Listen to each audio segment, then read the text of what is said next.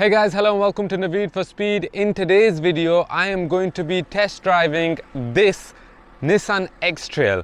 Now the X-Trail is basically the bigger sibling of the Nissan Qashqai. It replaces the 7-seat Qashqai. And I'm going to be going through this new trim level that we have here. It's called the N-Trek. And I'm going to be showing you around the exterior styling of this car. I'm going to show you what it looks like on the inside and then take it for a quick drive and see what it feels like. So let's have a look at the exterior of the Nissan X-Trail, and we'll start at the front here because immediately you will notice the signature V-Motion grille that sits in front of most Nissans. It suits the car, it looks really good. You also get these headlights which come in that sort of boomerang shape which we're used to seeing in cars like the Qashqai, except because this car sits higher, the entire car is a little bit taller here at the front. At the bottom, you get these sort of design features, this trim over here, which is exclusive to the N-Trek design. And you also get this front bumper, if I move out the way for you, in a gunmetal finish, which is what you have here.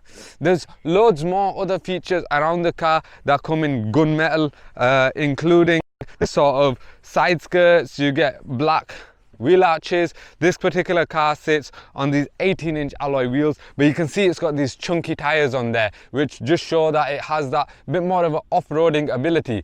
I'll show you a little bit more about the driving modes when I get into the car and I take it for a drive, but yeah, so far it's looking pretty good when it comes to its driving ability off-road in particular. You can see here it says ePower. I've currently got the ePower version of the car, so it's got the 1.5 litre turbocharged engine which powers the batteries and the motor, and the electric motor is what will then power the wheels. I've also got the e-Force version, so it's got four-wheel drive, so it's got a motor over the front and motor over the back as well. And one of the benefits of that is you don't have a prop shaft, so it's probably got a higher ride height. It's got better ground clearance as well. As we move further to the side of the car, you can see more black features on the wing mirrors. You can see the black roof rails as well. You get a black shark fin antenna. I'm not sure again if you can see that in the video because this car does sit quite high. As we move towards the back of the car, again you've got the gunmetal finish in the rear bumper, and just all in all just looks like every bit a 7-seat SUV. As I show you inside the boot, I'll just click this button here and you've got a power assisted rear boot. If you do want to use the rear seats, you will have to take the parcel shelf off, which I think you do like this. I'm struggling with it. Right, like this, and I'll just pop that in the front over there. You might have noticed the front seats can fold down with a 40-20-40 split, and then the rear seats, the third row seats, you could just pull up like so. Oh. But if you come closer and you look at it over the top, you'll notice that those rear passengers, those two extra rear passengers, won't have any leg room. So in order to get some rear passengers in this rear part of the car, you will have to move the middle bench of seats slightly forward. So it does rob space in those seats, but I'm out of breath now, but you can get 7 people in this car. I suspect that a lot of the rear luggage space and the boot space has been robbed by the e-Force motors on the bottom. In the two-wheel drive ePower version, which only powers the front wheels with an electric motor, you get more boot space. A feature of the Nissan X-Trail that I discovered and I really quite like is I found these little hooks that you have here, and upon first glance I thought they were there so that you can hang stuff off, you can hang clothes off, which I suppose you probably still can, but then I also noticed this little thing here, and if I pull this, you've got this sort of cover which can protect the rear passengers from the sun. I think that's a really cool touch. Okay, it's manual, but it's still nice and easy to just put up and put down. Nice little touch from Nissan, I think. So what is the interior of the X-Trail like? Well, upon my first impressions getting into the car, these seats are really soft. The seats are very comfortable. I found them more comfortable than some of the other Nissan vehicles like the Juke. So plus point there, the seats are really good. Around the cabin, it's got a similar design to the Qashqai when it comes to the volume control, the climate control. It comes to the 12.3 inch infotainment screen, and you also get a 12.3 inch driver display as well. Steering wheel, again, quite similar to the Qashqai. It's basically just a bigger Qashqai. In this particular version of the car, you get loads of plastics and leather with contrasting stitching. You don't get contrasting stitching on the steering wheel, but overall it looks quite nice. In this particular version, I also don't have a glass roof, but there still seems to be a decent amount of light here in the cabin. One thing that is quite different to the Qashqai is the center console area here, which now has this floating center console, and you've got these decent sized cup holders in the middle. You've got your drive selector mode, and you've got space at the bottom to store stuff as well. Really useful, really handy to put stuff in there. Alongside you've got the glove box under the armrest here as well. You get wireless charging over here in front of the car, which has this sort of material that you can just take off, and actually is quite good to clean. I suppose that's really cool. And you get USB ports and all sorts over there. I'll tell you a little bit more about what the driving experience is, what the comfort levels, and I'll tell you a little bit more about the driving position when I take the car out to drive.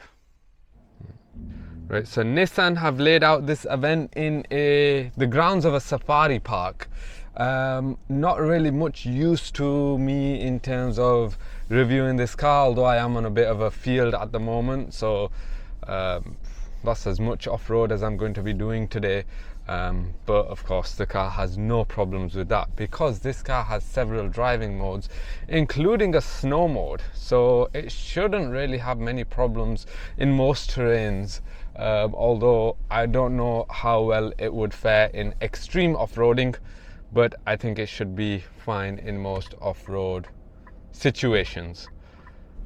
What is it like to drive the Nissan X-Trail? Well, it's actually quite similar to the Qashqai.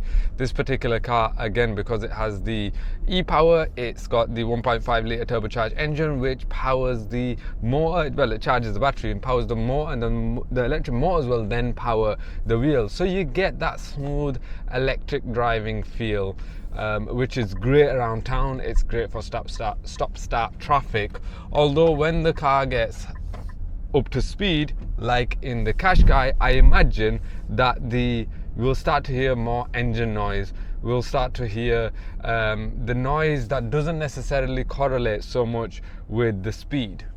That's what I experienced in the Qashqai, at least.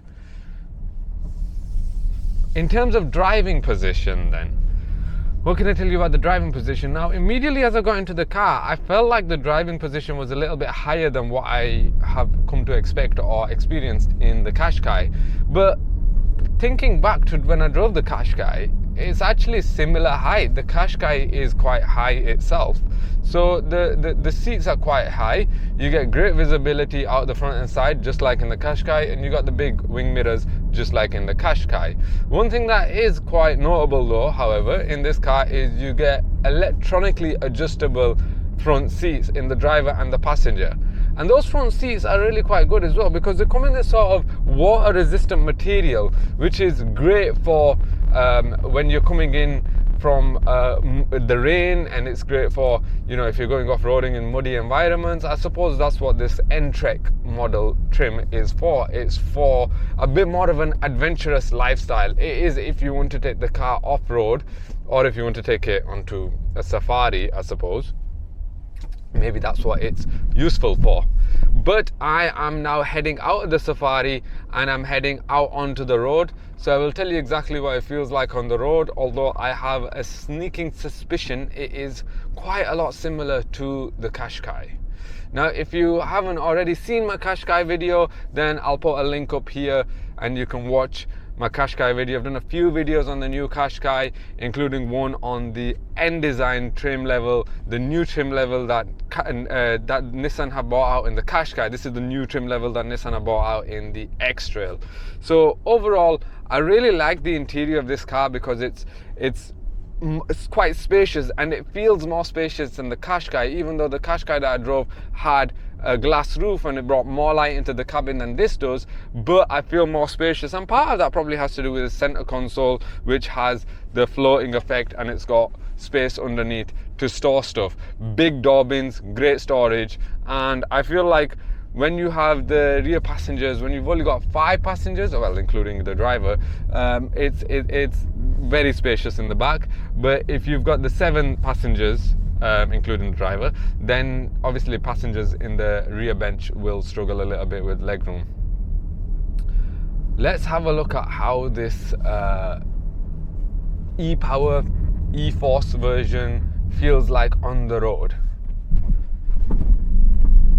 I mean, on these British roads, most of the bumps are soaked up really quite well with the suspension, and it keeps that whole smooth driving experience. It keeps that in this version of the car. You've got this the driver assist modes, but you can press 2 buttons like you can with most Nissans to turn those off. But as we pick up the speed a little bit,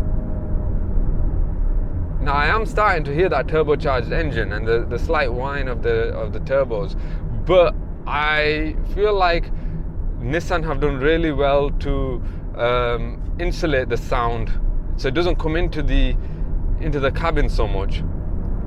I know they have been working on some soundproofing, particularly with the new Qashqai, when it's got active voice cancelling and it's got thicker windows, so there's less sound that comes in.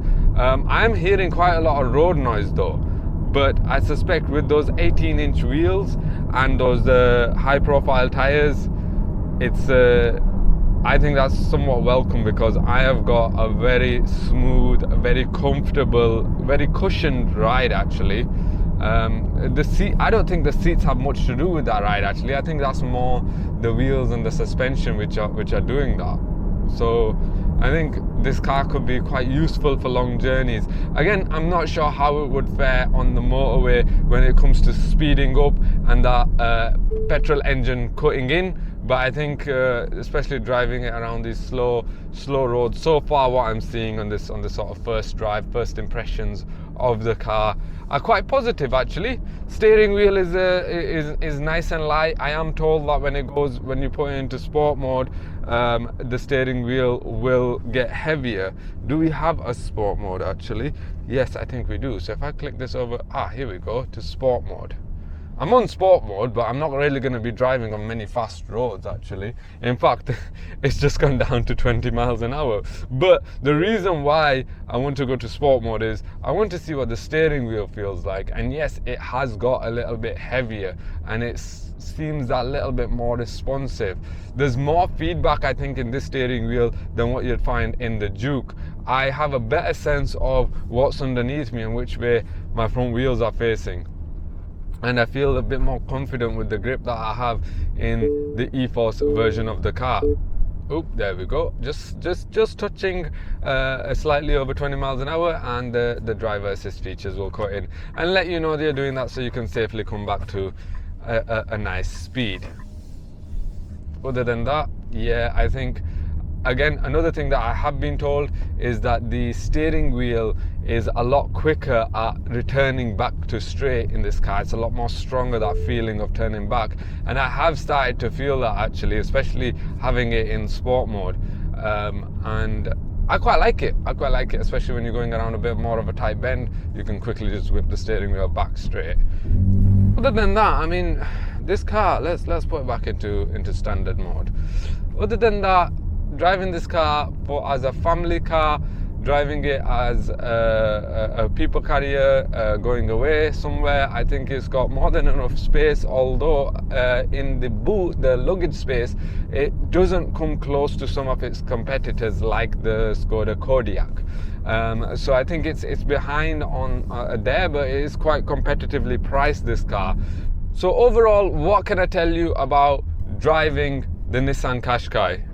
Not the Qashqai, the X-Trail. Why did I say Qashqai? Probably because I thought I was driving a Qashqai, because that's how similar this car feels to the Nissan Qashqai. I played that up pretty well, didn't I? No, this car feels very similar to the Nissan Qashqai, and I drove the Qashqai before I drove this, so of course that's what I'm comparing it to. Yes, I think I thought that the X-Trail was going to be like its own, you know, a car with its own characteristics, and yeah, it does have its own sort of personality in the way that the steering wheel feels and in the way that the interior is set out.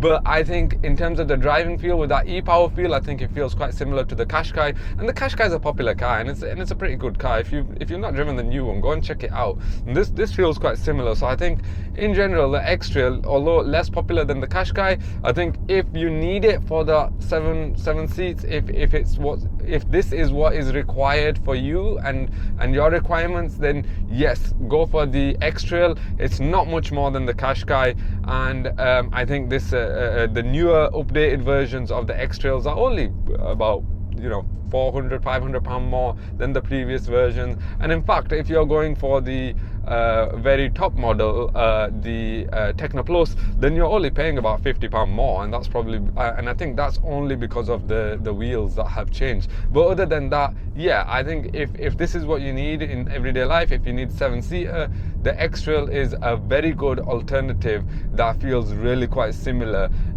without many compromises to the Qashqai. If you like this review, if you like this, it's a first impressions, first drive. If you like this, if you got some information that might help you to go out and make a decision on what car you'd like to buy, then make sure you let me know in the comments. Make sure you like this video, subscribe to my channel so I can bring you more videos like this, and I hope that you continue to support my channel, and I hope to see you on the next video. Thank you very much for watching. Take care.